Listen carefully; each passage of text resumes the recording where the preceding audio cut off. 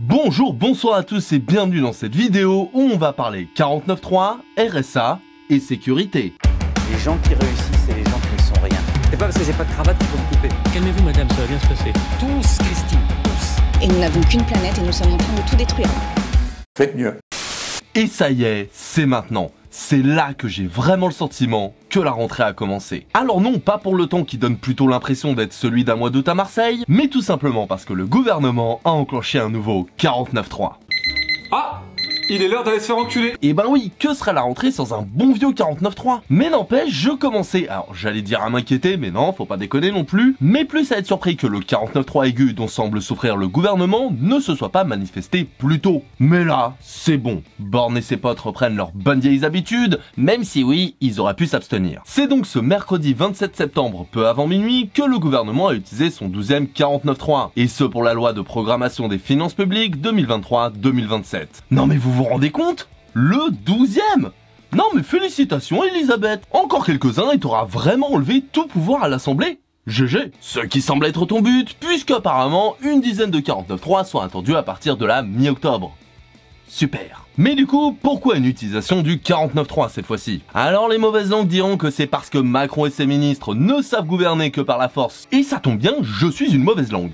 Hé, on est gauchiste, on l'est pas. Mais bon, blague à part, ce texte déjà rejeté par l'Assemblée nationale en automne 2022 prévoit notamment de ramener le déficit public de 4,8% du PIB en 2022 à 2,7% en 2027. Ce qui serait donc sous l'objectif européen de 3%, et ce dans un contexte où la charge de la dette explose. Du coup, la dette publique diminuerait d'un peu moins de 4 points à 108,1% du PIB. Mais ce qui serait encore bien en dessous de la limite européenne qui elle est de 60%. Waouh! Mais j'ai rien compris à ce que je viens de dire moi. Mais en gros, l'idée ce serait de faire baisser le déficit public afin de faire baisser la dette publique. Et dit comme ça, ben ça a l'air plutôt pas mal comme idée. Alors oui, sauf que d'après le Haut Conseil des finances publiques, la stratégie du gouvernement serait une trajectoire peu ambitieuse et basée sur des hypothèses de croissance optimistes. Et c'est vrai qu'en ce moment, niveau croissance, on ne peut que être optimiste. C'est des sarcasmes. Donc en gros, non seulement c'est pas ambitieux, mais en plus ça risque de foirer. Non mais clairement ça valait le coup d'utiliser le 49.3, hein, je comprends. C'est des sarcasmes. Mais le pire, c'est qu'au-delà d'utiliser le 49.3 comme si c'était un cheat code de jeu vidéo, c'est qu'en plus, aux surprises,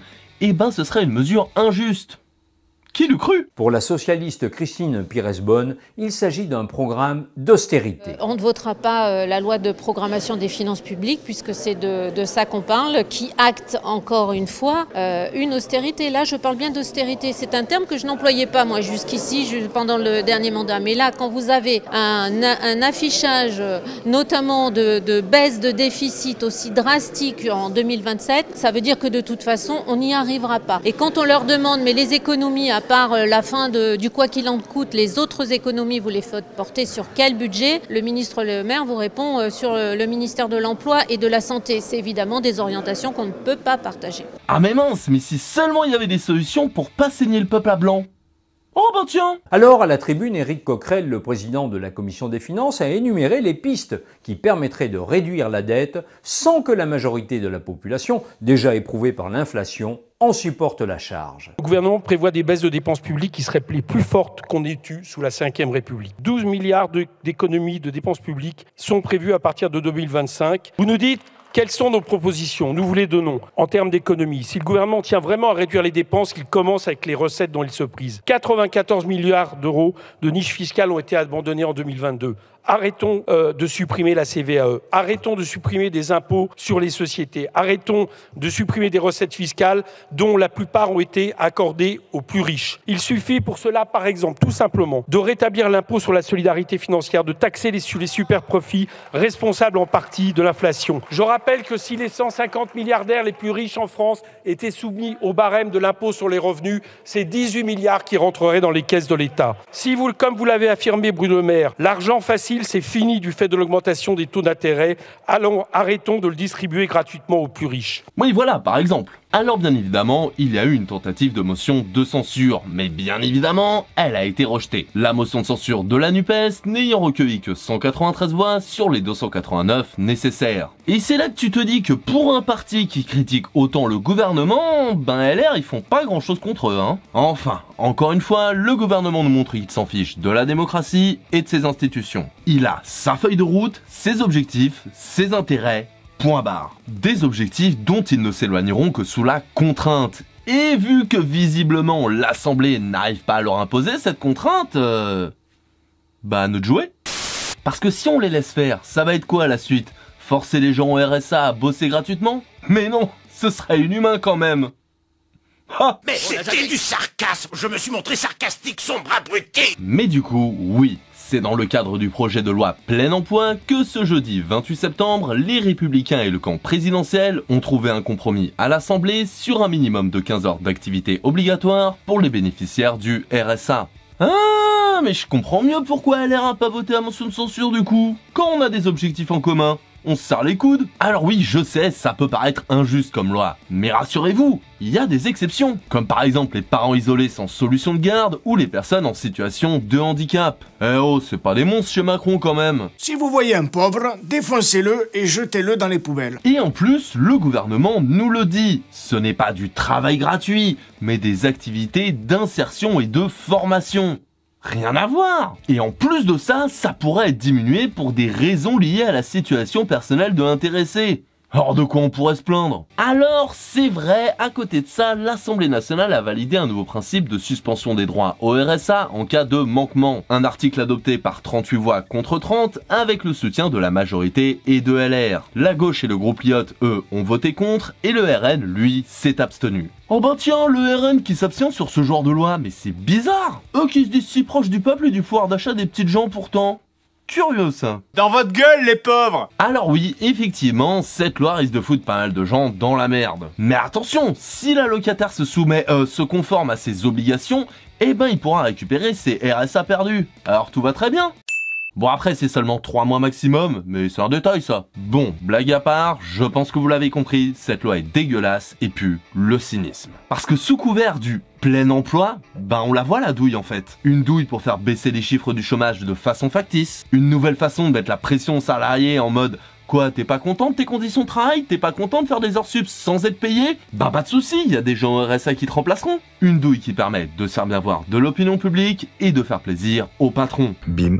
2 pierres d'un coup. Et il y en a peut-être parmi vous qui doivent se dire que quand même les gens au RSA c'est des parasites, qu'ils ont qu'à bosser, c'est des feignasses, ils coûtent un pognon monstre et blablabla. Je connais cette théorie, oui. Ok, admettons, j'aurais plein de contre-arguments, mais admettons. Sauf que la dignité humaine, on en parle ou on fait comme l'écologie, on y pense très fort mais on fait que dalle? Toutes les personnes qui ne peuvent pas travailler, toutes les personnes qui ne veulent pas travailler pour un salaire de merde dans des conditions déplorables et qui vont en plus leur ruiner la santé, toutes les personnes qui cherchent dans un secteur particulier. Parce que oui, quand t'as fait 2, 5 ou 8 ans d'études dans un domaine spécifique, eh ben t'as pas envie de finir caissier. Ça peut se comprendre. Et j'ai rien contre les caissiers, hein. Attention, qu'on soit d'accord, c'est un travail comme un autre qui mérite autant de dignité qu'un autre et qui mérite d'avoir de meilleures conditions de travail. C'est pas le souci. Toutes les personnes que cette loi va foutre dans la merde. On en parle ou... Je connais quelqu'un qui était un simple ouvrier de base en 3-8 et à 50 ans, on l'a licencié. Pas parce qu'il avait fait une connerie ou du mauvais travail, hein. Au contraire, il était même plutôt très bon dans son milieu, mais tout simplement parce que la boîte a fermé. Et en plus de ça, cette personne avait de très gros problèmes de santé, mais pas assez pour avoir l'allocation handicapée. Quand il a été licencié, vous croyez qu'il a retrouvé du taf? À 50 ans? Avec des problèmes de santé? Eh ben non, le seul truc qu'il a trouvé c'était un stage de merde pendant 1 mois qui était là pour avoir de la main d'œuvre bon marché pour ensuite être remplacé par un autre stagiaire. Super la réinsertion. Jusqu'à la fin, parce que oui il est mort à 59 ans, il n'a pas pu retrouver de travail. Et les seules choses qui lui permettaient de survivre, c'était ses économies et le RSA. À votre avis, sans le RSA, il aurait pu tenir 9 ans?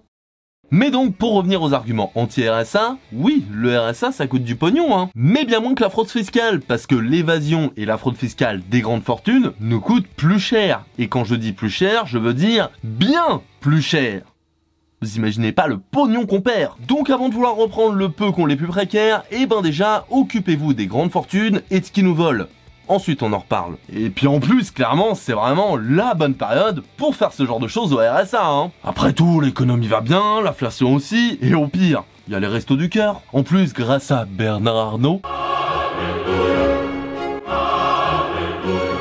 eh ben on a pu bien aider les restos cette année, donc c'est cool. Les Restos du Cœur ne sont pas dimensionnés aujourd'hui pour accueillir 170 millions de repas. Ça veut dire qu'à partir de novembre, eh ben, nous allons refuser du monde. Ah ben non, ils ont tellement de demandes, à savoir 200 000 en plus par an, qu'ils vont devoir refuser du monde. Oh merde! Oh, c'est con ça! Ce qui sera une première depuis la création des restos en fait. Donc merci Bernard, t'as vraiment sauvé le game. Alors oui, t'aurais pu créer plus d'emplois, mieux payer tes employés, répartir ta richesse de manière plus équitable, ne pas faire d'évasion, de fraude fiscale ou d'optimisation, ce qui quand même aurait bien aidé à faire en sorte qu'il y ait moins de gens qui aillent au Resto du Cœur.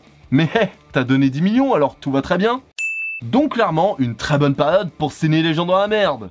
Nickel. Et comme si cette loi suffisait pas pour faire bien crever les pauvres, on a Éric Ciotti qui arrive comme une fleur et qui veut faire baisser l'allocation chômage pour faire baisser le prix de l'essence. Ah là, mais qu'il est gentil cet Éric Ciotti. Pensez autant aux personnes qui sont dans la merde avec leurs essences et leurs voitures.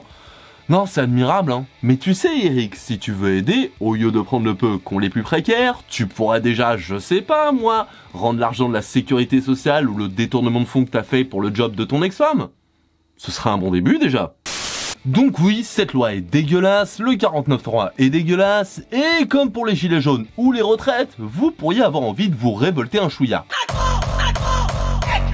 Sauf que Macron a tout prévu, car ce lundi 2 octobre, notre chef des armées a pris sa fonction un peu trop à la lettre et a annoncé l'implantation de 238 nouvelles brigades de gendarmerie. Ça fait beaucoup là, non? Macron a donc dévoilé lundi dans le Lot-et-Garonne la carte des 238 nouvelles brigades de gendarmerie qui verront le jour d'ici 2027. Soit 38 de plus que les 200 promises avant sa réélection, qu'est-ce qu'il est généreux quand même! 238 dont la plupart seront des camions mobiles. Sur les 238 brigades créées dans chaque département et en Outre-mer, 93 seront fixes tandis que 145 seront mobiles, capables de se déplacer dans les localités rurales ou périurbaines. Du coup, ben voilà, Macron se prépare pour les mouvements sociaux que vont créer ces moves de merde, je veux dire pour la sécurité des citoyens et les JO 2024. C'est merveilleux, non? Et pour toutes les personnes qui, comme moi, peuvent être légèrement dubitatives sur cette nouvelle, comme il est gentil, ce même lundi 2 octobre, il a fait une interview télé sur France 3 pour bien tout nous expliquer. Et attention, trigger warning, Emmanuel Macron. C'est un besoin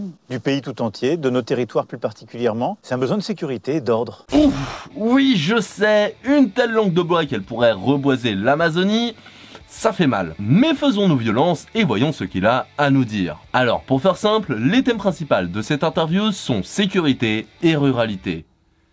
Et là, il y aurait une vanne à faire, mais je trouve pas. Donc l'objectif du président est de doubler la présence des forces de l'ordre sur la voie publique dans les 10 ans, notamment avec la création des 200 brigades représentant 2144 postes de gendarmes supplémentaires sur les 8500 créations d'effectifs des forces de l'ordre annoncées par le gouvernement d'ici à 2027. Ces brigades mobiles, pour la majorité d'entre elles, offriront les mêmes services qu'une brigade fixe, à commencer par le dépôt de plainte. Alors Macron justifie ce choix par un besoin du peuple français de sécurité et d'ordre, mais aussi par l'insécurité en zone rurale dès qu'il y a un manque de gendarmes. Alors si je dis pas de conneries, l'ordre et la sécurité, c'est pas la première demande des Français, hein. Alors oui, elle est bien placée, mais peut-être que si on arrêtait de faire peur aux Français et Françaises sur CNews, BFM TV, pardon, j'ai mal à la gorge, etc., peut-être que ce sentiment d'insécurité sera moins présent.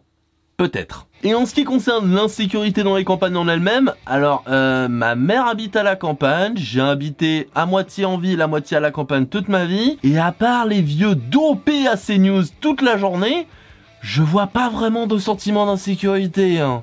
Et encore moins de réelle insécurité. Alors oui, ça peut arriver, mais pas plus qu'ailleurs. Beaucoup moins en fait. Ou alors je dis de la merde et les terribles délinquants de la Lozère font de véritables carnages. C'est possible. Alors personnellement, et surtout quand on voit certaines violences policières, je m'inquiéterais plus de voir le gouvernement blinder le pays de flics. Mais apparemment, pour Macron et ses potes, ça va. Ils sont fiers même. Regarde Darmanin, il dit que le RN, eux, voulait 7000 flics, eh ben eux, ils en ont plus de 8000. Et toc Marine, la Macronie aussi peuvent être fâcheux et répressifs. Y'a quoi maintenant? Oui, car la violence n'est pas une solution. C'est LA solution. Le président qui dit être fier de son move, que c'est un effort historique, et effectivement, c'est un effort historique. Mais pour les Français, Manu. Parce que tous ces policiers, ces gendarmes, ces fourgons, ça va coûter 15 milliards d'euros. 15 milliards. Une somme que Macron justifie comme un investissement juste de l'État qui permet de lutter contre les violences intrafamiliales, contre les stupéfiants, assurant que oui, il y a des résultats. Oui Manu, des résultats. Bon déjà, petit tips, si tu veux vraiment lutter contre les stupéfiants et le trafic, bah légalise, meilleurs produits, meilleure qualité, revenus pour l'État, casser les dealers, casser le trafic, etc., etc. Ensuite, pour les violences, alors oui, c'est un drame, et effectivement, il faut faire quelque chose. Mais mieux former les forces de l'ordre à ce genre de problématiques ultra complexes et sensibles, c'est peut-être une meilleure idée que juste rajouter des flics jusqu'à ce que ça aille mieux, non? Et puis faut pas nous prendre pour des cons non plus. Enfin, pas plus que ce que tu fais déjà, je veux dire. On sait très bien que le but c'est de faire en sorte que le peuple arrête de se rebeller, qu'il arrête de manifester, qu'il rentre dans le rang. Et bien sûr, reprendre des voix au Rassemblement National en jouant à fond la carte de la sécurité. Méthode approuvée par Sarko. Nous allons nettoyer les quartiers au Karcher. Allez, on envoie les CRS au Karcher à la racaille. Vous êtes bien candidat à l'élection présidentielle de 2007 ? Oui, comme ça, maintenant que vous le dites, oui. Du coup, monsieur, l'insécurité, la peur, vous avez un mobile. Bon, sauf que bizarrement, petit à petit, ça a permis de dédiaboliser Marine Le Pen. GG les gars. Alors tu dis que c'est une mesure juste de l'État. Ok, mais dans ce cas-là, les 15 milliards, ils auraient pu aller dans les retraites du coup. Ça aussi c'est une mesure juste, non? Et je dis les retraites, mais ça peut être autre chose Manu, hein. Je suis pas difficile. Comme par exemple faire quelque chose contre les déserts médicaux, qui là pour le coup sont de véritables fléaux. Alors oui je sais, tu as proposé 2-3 trucs, comme donner envie aux médecins d'aller en ruralité, mais comparé à l'ambition que tu mets pour la sécurité, c'est vraiment léger quand même, hein. Surtout qu'au niveau santé publique, avec l'invasion des punaises de lit qu'on a en ce moment, 15 milliards, ça aurait pas été de trop, hein. Bon, je sais bien que quand c'est seulement Mathilde Panot qui en parlait, tu t'en battais les steaks comme un flic en manif, mais si tu veux que les JO se passent bien, ne pas infecter les autres pays avec nos merdes, ça sera pas mal, non? Et ça c'est sans parler du manque de professeurs, dont tu sembles autant te soucier que l'aile gauche de ton parti, et pourtant il y a de véritables besoins. Comme par exemple à Gennevilliers, où il manque au moins 3 enseignants depuis la rentrée, ce qui laisse plus d'une centaine d'élèves sans instituteur référent. Voilà où tu pourrais investir 15 milliards. Mais bon, je suppose que des profs, des médecins ou des retraites, c'est moins important que des flics. Ah bah c'est sûr qu'il faudra pas que tu sois dans la merde le jour où on en aura trop marre de tes décisions. Mais sinon, tout va très bien. Alors maintenant, à savoir si les punaises de lit c'est de droite ou de gauche. Alors celle de lit, je sais pas, mais celle de l'Élysée, j'ai ma petite idée sur la question. Allez, salut. Tout va bien.